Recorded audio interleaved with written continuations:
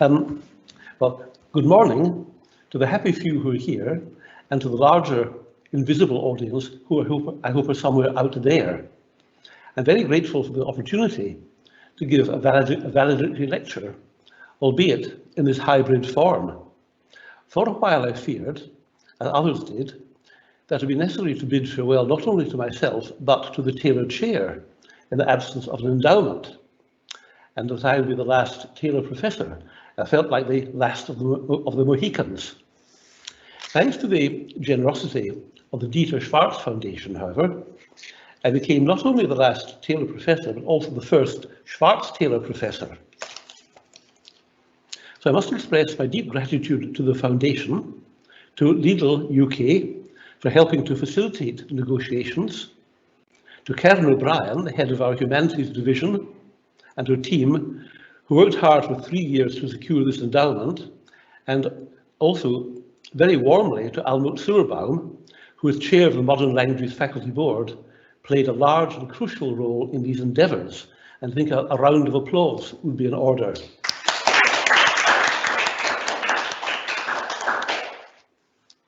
Ten years ago, in a different world, I gave an inaugural lecture on conspiracy theories in the Enlightenment.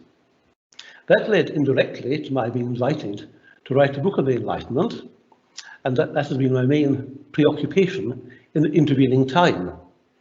Today I'll be talking about Goethe and saying something about Goethe and the Enlightenment from a rather unexpected point of view. My subject is Faust, a work not only of German, but of world literature. Its admirers include Xi Jinping, who professes to know it by heart. He told Angela Merkel that when in his youth he was sent to a remote part of China for re-education, the only book for many miles around was Faust, and he read it again and again. Whether this was part one or both parts, totaling over 12,000 lines, is not recorded. Formally a drama, it is a gigantic sweep which invites the term epic.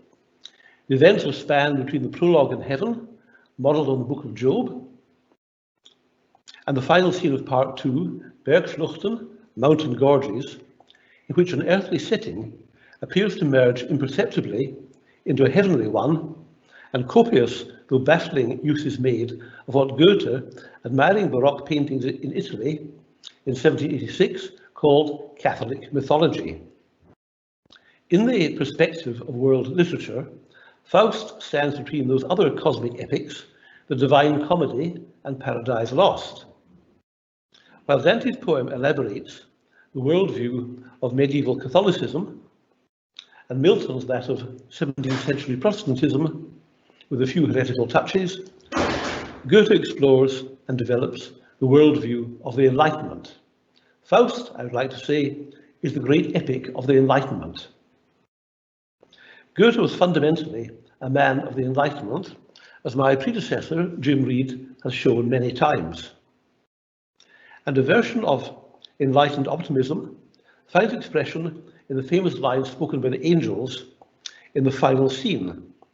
I'll give quotations in the translation by the late David Luke, not only for the benefit of anyone whose German may not be up to speed, but also because the Luke translation is a superb achievement which deserves to be celebrated. This noble spirit saved alive has foiled the devil's will. He who strives on and lives to strive can earn redemption still.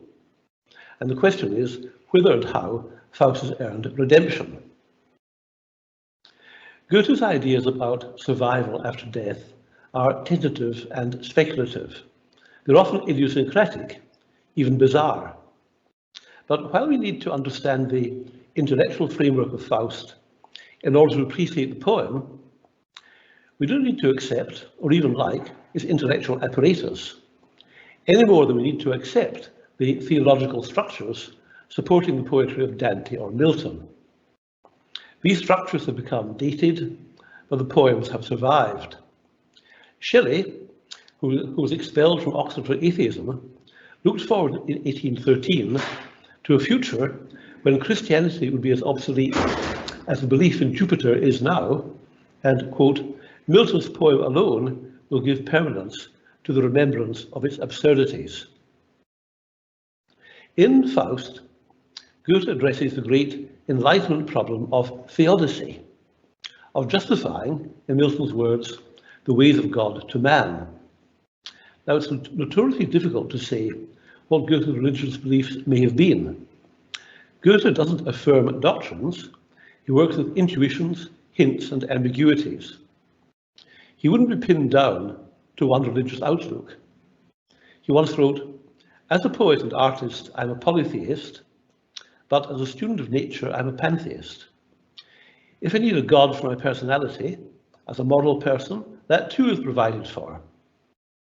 The Catholic, or almost Catholic, mythology with which Faust ends is of course to be taken, as Goethe made clear, as a means of giving clear and firm shapes to matters that lay beyond the senses and could hardly even be guessed at.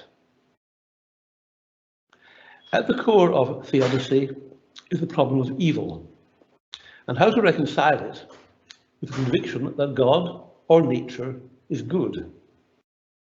Attempts at reconciliation founder on the contradictions formulated by Philo, the skeptical speaker in Hume's Dialogues Concerning Natural Religion.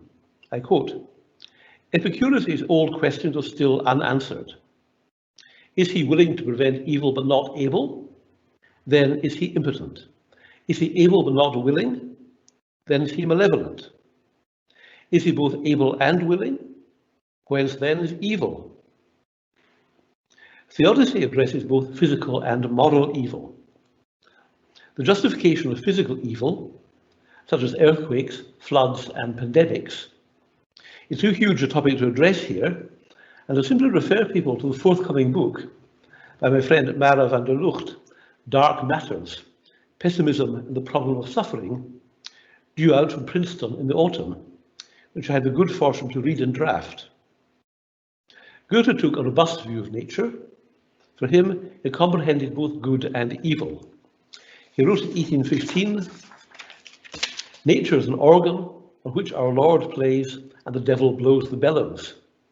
Here, though, I need to concentrate on moral evil. Goethe's enlightened optimism had to contend with a long pessimistic tradition. The human propensity to wickedness is a problem already in the Old Testament, which on the whole is rather upbeat work, but where the Lord opines that the imagination of man's heart is evil from his youth. The rabbis spoke of the Yetzer Hara, or evil impulse.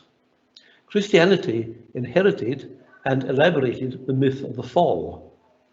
Although some early Christian theologians, such as Origen, of whom more later, took a more positive view, St. Augustine gave Christianity the doctrine of original sin, and Kant, in 1793, in Religion Within the Limits of Reason Alone, spoke of a natural inclination to evil, which we can call radical evil in human nature. This statement by Kant very much annoyed Goethe, who wrote to the herders that Kant, having spent his life clearing away many prejudices, had at last befouled his philosophical cloak with the shameful stain of radical evil in order to curry favour with Christians. In Faust, this optimistic view is put to the test. The play is not to be seen as proclaiming a doctrine, but as testing the doctrine against reality, seeing how it plays out in human life. The proposition to be tested is the one affirmed by the Lord in the prologue. "A good man in his dark, bewildered stress well knows the path for which he should not stray." Now, it's notoriously difficult to see Faust as a good man. The charge sheet against him is long and serious. In his love affair with Gretchen, he gets her pregnant and abandons her, whereupon she in desperation drowns her child and goes mad. At the end of the first part, she's clearly about to be executed, as the infanticide Susanna Brandt was, quite probably in Goethe's presence, in Frankfurt in 1772. Along the way, Faust has killed Gretchen's brother and connived at the death of her mother. At least in part two, his activities become far more ambitious. With the help of Mephisto's magic, he enables the emperor to defeat a rival. As a reward, he's given a tract of land along the coast. He sets in motion great engineering works to reclaim more land from the sea. His motives appear to be simply self-aggrandizement. Herrschaft gewinne Eigentum. Dominion and property are his goals. And we learn this project is costly in human lives. But the wrongdoing involved in Faust's great engineering works is focused on the episode of Philemon and Baucis. In Ovid's Metamorphoses, these are the names of an old couple who give hospitality to the gods and are rewarded by being transformed after their deaths into an intertwined pair of trees. In Faust, they are the occupants of a cottage, which, to Faust's annoyance, is not part of his possessions. He has no reason for wanting it except greed. The story in the first book of Kings, chapter 21, of how King Ahab coveted Naboth's vineyard is recalled. He wishes to evict them and set aside a small estate for them elsewhere. Impatient with their refusal to move, he tells his agent Mephisto, "Clear them from my path." Mephisto makes short work, burning down the cottage with the old couple and a visitor in it. And just as Ahab was denounced for his crime by the prophet Elijah, so Faust has been denounced by a long line of Goethe commentators. Even apart from this incident, however, Faust's scheme of reclaiming land from the sea and draining a swamp may be dubious. A long tradition of interpretation, which has given the adjective Faustian a bad name, saw Faust as an exemplary figure of indomitable, restless energy, a model for Western and particularly German humanity. The mirror image of this interpretation is the Marxist version, represented by Georg Lukács, in which Faust's destructive activities are justified as necessary aspects of the historical process, and individual tragedies, such as that of Philemon and Baucis and Gretchen, are objectively necessary. So this is a secular theodicy in which history replaces God. I don't wish to revive either of these, and the pendulum has now swung the other way. In recent decades, Faust Part 2 has been widely interpreted as a prophecy of modernity, and Faust has been seen as a large-scale capitalist, an industrial magnate, or a developer, destroying large numbers of little people in his insatiable drive for wealth and progress. He's been compared to the developer Robert Moses, who had many New York neighborhoods torn down to make way for the freeway system. Two recent critics, Jochen Schmidt and Michael Jäger, have been particularly hard on Faust. They see him as embodying Goethe's fears about industrialization and revolution. Certainly, many of Goethe's recorded utterances can be quoted in support of this interpretation. His fear of revolution, we remember he called the French Revolution the most terrible of all events, was rekindled by news of the 1830 revolution in France, and he rejected the utilitarianism of Jeremy Bentham, bluntly calling him a fool. Faust is now seen as a technocrat who fails to perceive reality and instead subordinates it to his abstract planning. Acts 4 and 5 are thus read as a bitter prophetic satire of what is commonly called modernity. And since Faust employs Mephisto in his enterprises, the play must be saying that modernity is the work of the devil. But surely there's another side to Faust and his enterprises. In his final speech, he has a vision of a future free society. And I want to read it now in David Luke's translation. A swamp surrounds the mountain's base. It poisons all I have achieved till now. I'll drain it too. That rotten place shall be my last great project. I see how to give those millions a new living space. They'll not be safe but active, free at least. I see green fields, so fertile. Man and beast at once shall settle that new pleasant earth. Bastioned by great embankments that will rise about them by bold labour brought to birth. Here there shall be an inland paradise. Outside, the sea, as high as it can reach, may rage and gnaw. and yet a common will, should it intrude, will act to close the breach. Yes, to this vision I'm wedded still, and this as wisdom's final word I teach. Only that man earns freedom, merits life, who must reconquer both in constant daily strife. In such a place, by danger still surrounded, youth, manhood, age, a brave new world have founded. I long to see that multitude and stand with the free people on free land. Then to the moment I might say, beautiful moment, do not pass away. Till many ages shall have passed, this record of my earthly life shall last. And in anticipation of such bliss, what moment could give me greater joy than this? Faust's detractors find fault even with this vision. Schmidt complains that it's an unrealizable utopia. Jaeger thinks that even if it could be realized, it would be horrible. The population of Faust's colony, enclosed by earthworks on one side and mountains on the other, would be compelled to toil ceaselessly for bare survival. On the other hand, one of the best studies of Faust, for my money, the book Goethe's Faust is Genesis and Purport by Udo Mason, former professor of German at Edinburgh University. He died in 1969, the year before I began studying there, argues that, quote, Faust's dying vision, humanly and ethically considered, embodies a magnanimous, altruistic program motivated by high ideals and a sense of the brotherhood of man. Now, I would certainly like Mason's interpretation to be right, and broadly I think it is right, though nowadays it has few followers. The Schmidt-Jaeger interpretation appears to be dominant, but I want to question it. First, the speech I've just quoted is the climax of the play.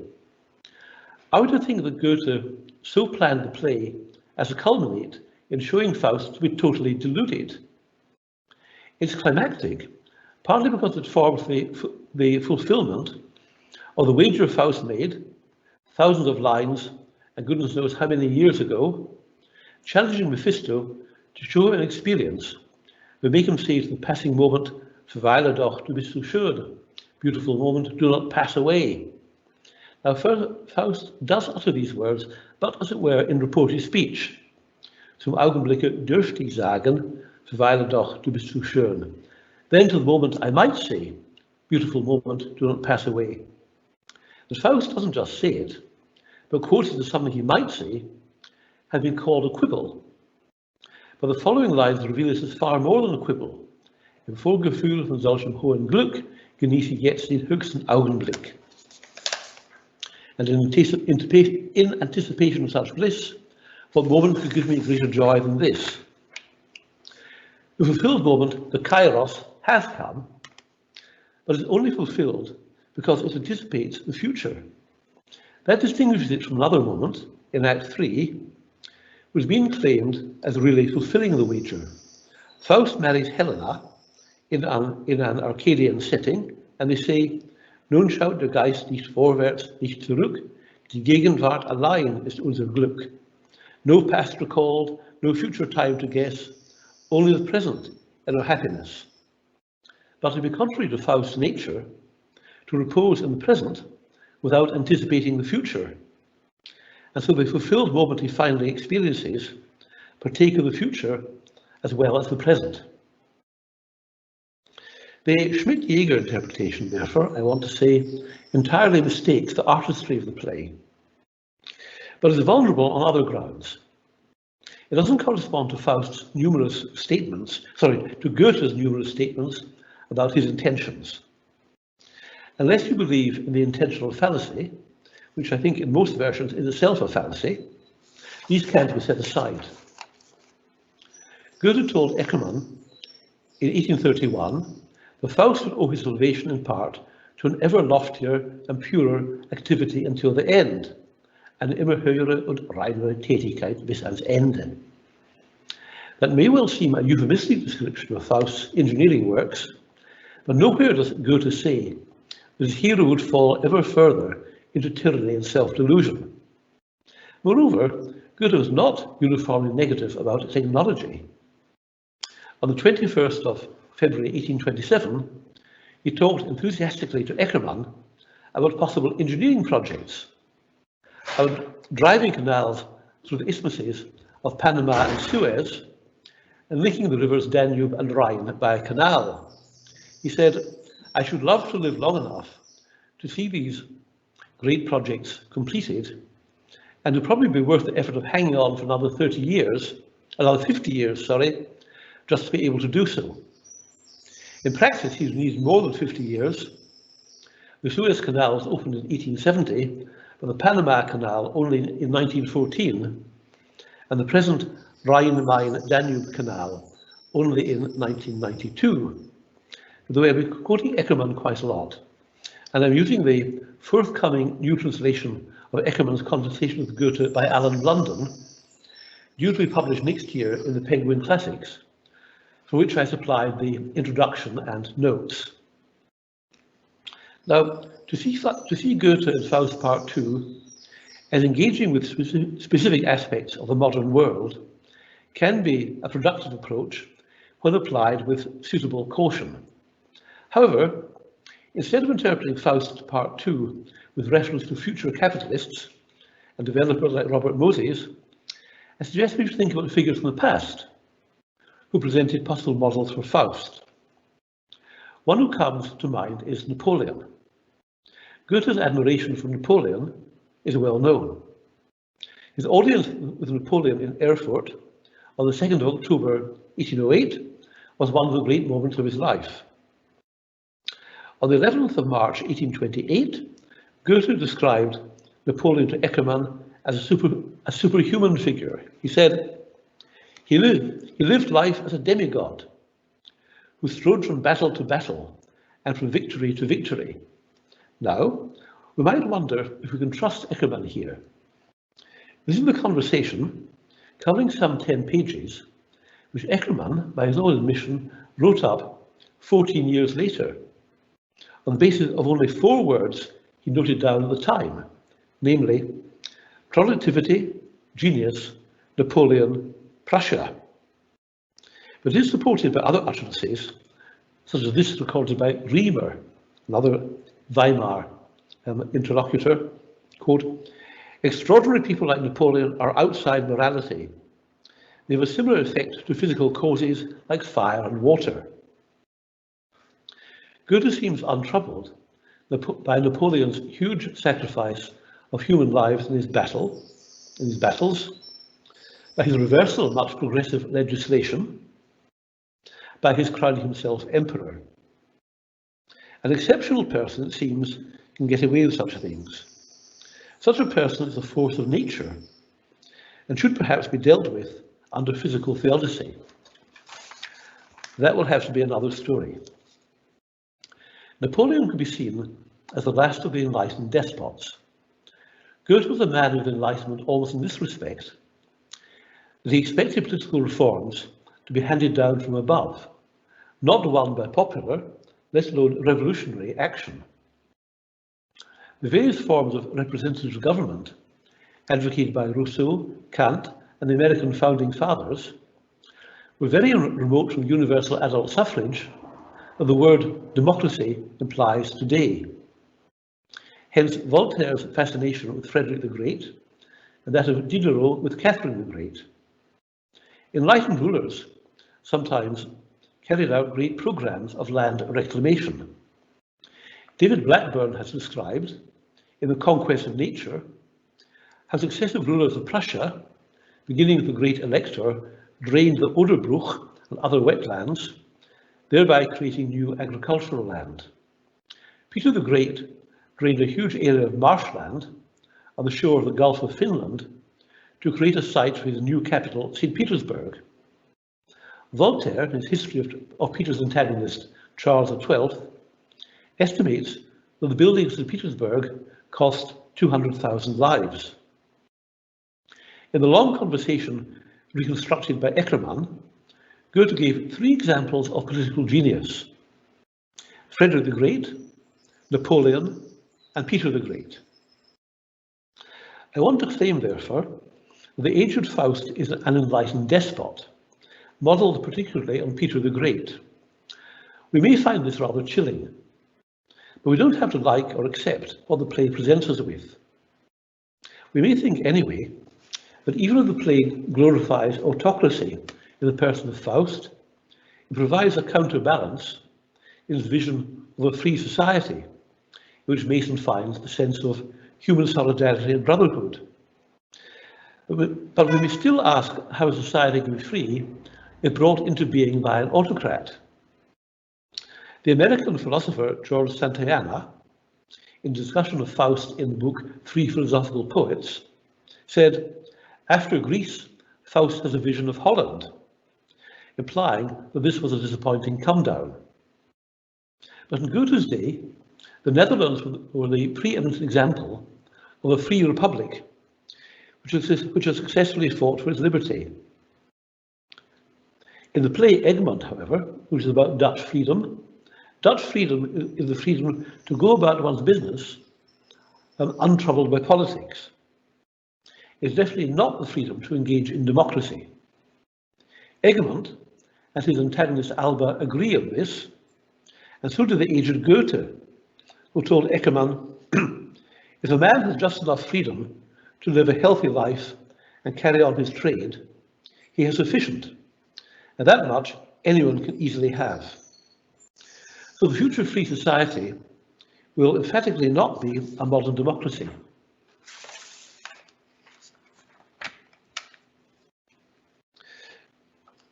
But we mustn't sweep Philemon and Baucis under the carpet.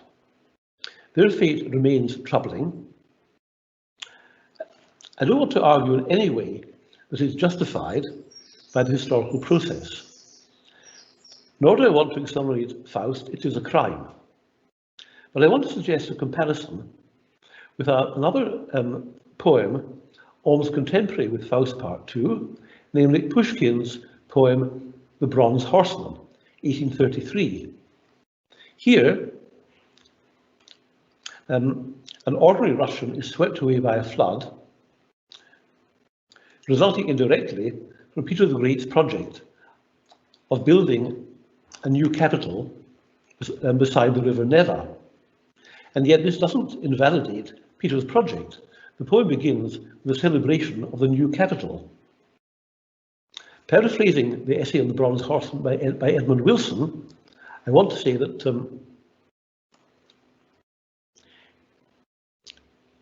it reveals, on the one hand, the tragedy of the conflict between the dominant needs of the state and, on the other, the fate of the ordinary individual. Philemon and Baucis, therefore, are a tragic couple, and their fate contributes to the tragedy of Faust Part 2. There is also a tension between Faust's exceptional status and his repeated failure to transcend his limitations as a human being, the Grenzen der Menschheit. In Part 1, he claims to be the equal of the earth spirit and is rebuffed.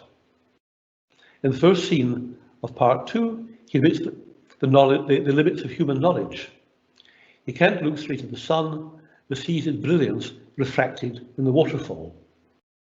His son with Helena, Euphorion, tries to fly too high like Icarus and comes crashing to earth.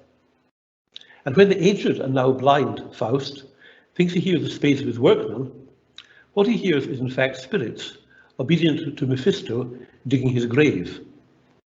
So in a counterpoint to Faust's Napoleonic aspirations, Goethe keeps bringing him down to earth. We're reminded therefore that Faust is a mere mortal, but part of him is immortal. Mephisto is left with Faust's mortal part, which is no use to him, whereas the angel sees Faust's immortal part, his soul, or the term that Goethe borrowed from Leibniz, his monad, and carries up to heaven. There we again meet Gretchen, who seems to have interceded for him. The Faustian heaven has many sources, among them Dante.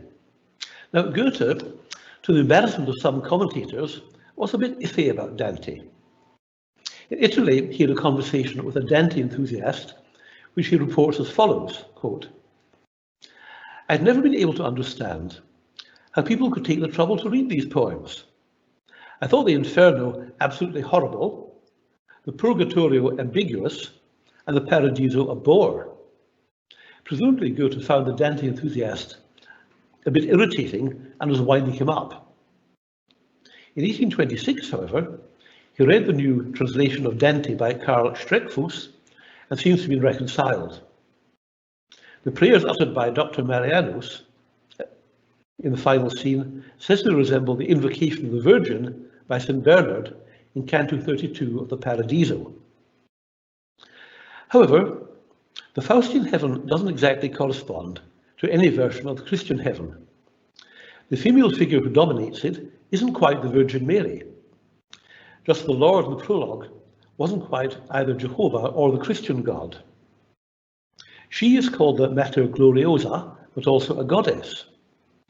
She represents the ever-receding goal towards which the blessed spirits are striving.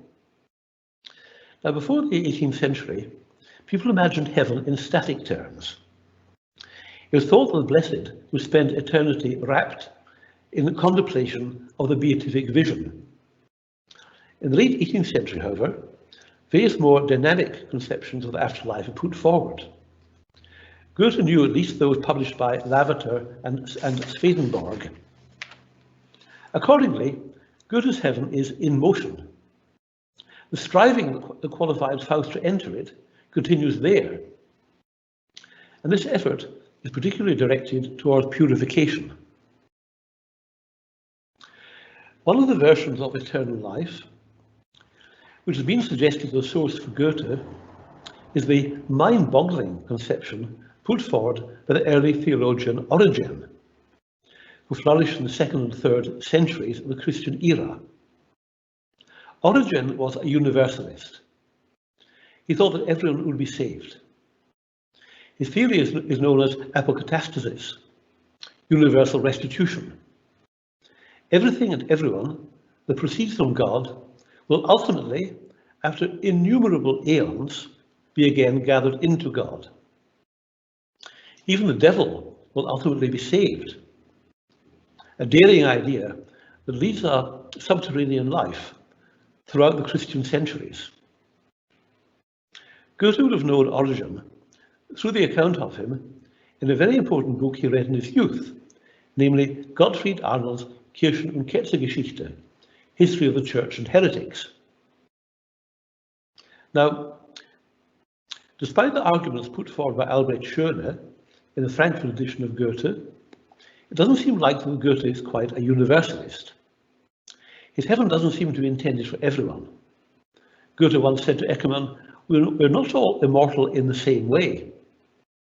And in a very curious conversation after Wieland's funeral, he speculated about stronger and weaker souls and how the stronger ones would gather the weaker ones into themselves. What Goethe does seem to take from Origen via Arnold is the idea of purification. Origen emphasized purification. I'll give this in English. That after time is over, hence only after earthly life, a true purification will begin. I think that even after the resurrection, we shall reach something mysterious that will purify and wash us, for nobody will be able to rise again without stain, and no soul will be found free of all faults. End quote. Accordingly, in Goethe, even the angels say, "Uns bleibt ein Ehrenrest zu tragen peinlich, und wer von as best, ist nicht reinlich." In David Luke's version, "An earthbound, immature, and fragmentary, fireproof yet still impure, burden we carry." The poetic texture of Faust, as Charlotte Lee has recently reminded us, is full of echoes that bind together what often seems a loose, baggy monster. And this is another. Early in part 1, after being rebuffed by the earth spirit, Faust lamented that he'd already practically abgestreift den Erdensohn, stripped away the son of earth, all mortal limits gone. What was then a hubristic fantasy is now within sight of coming true. his impure earthly nature will be stripped away. And that's the one final implication that confirms the bold heterodoxy of Goethe's imagination. The heaven in which Faust is purified and thus redeemed is also purgatory. The idea of purgation after death, hinted at in Origin, is found in St. Augustine, who says that some people after death will suffer pains and receive forgiveness in the world to come. For what is not forgiven in this, they may not be punished with the eternal chastisement of the world to come. It was hugely elaborated during the Middle Ages and rejected by the Protestant reformers. Although purgatory was not hell, his pains were generally thought to be equally severe. Hamlet's father, visiting from purgatory, tells his son that he must return to sulphurous and tormenting flames, and that the secrets of my prison house are too dreadful for a mortal to endure hearing about.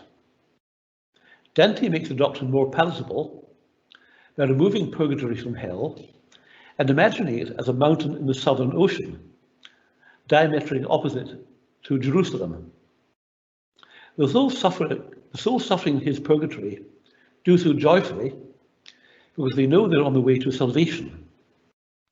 And the mountain where the souls ascend anticipates the motif of ascent in the Faustian heaven. An important difference, however, is in Goethe's play there's no suggestion that purgation is painful. As they gradually shed their earthly remains, the souls here are encouraged not only by the distant prospect of salvation as in Dante, but by actually beholding the Mater Gloriosa, the ewig Weibliche, which draws them onward and upward. So to conclude, Faust ends with the redemption and apotheosis of an enlightened despot. The Enlightenment ideal of progress is transposed to another sphere which combines purgation with salvation. Now, we may all find this conception highly idiosyncratic. We may want to criticize or reject it, and of course we're perfectly free to do so. After all, we can hardly think that Goethe's Theodicy, taken as an intellectual construction, succeeds where other theodicies have necessarily failed. But it isn't the business of scholarship to defend or justify a past intellectual system, only to explain it. It's the business of us all, as readers, to appreciate the sublime poetry that it makes possible. Thank you for your attention.